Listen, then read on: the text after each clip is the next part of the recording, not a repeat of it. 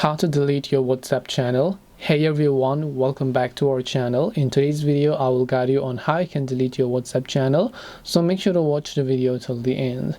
In order to delete your WhatsApp channel, all you have to do is simply go ahead and first of all make sure to launch the WhatsApp application here.